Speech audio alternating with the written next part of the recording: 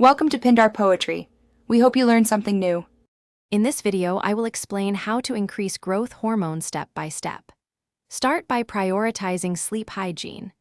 Aim for 7 to 9 hours, keep a consistent schedule, and create a dark, cool bedroom to maximize deep sleep cycles and hormone pulses.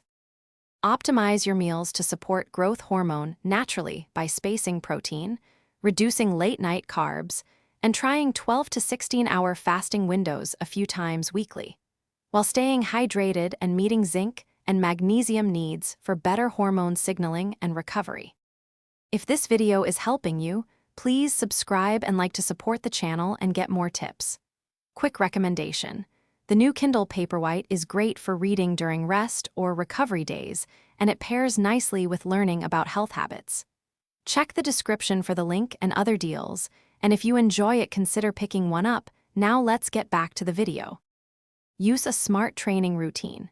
Include high-intensity intervals and resistance sets to trigger strong GH responses. Then prioritize recovery with quality sleep, light activity on rest days, and proper nutrition to prevent cortisol from counteracting your gains. Thanks for watching. Consider subscribing if we helped you.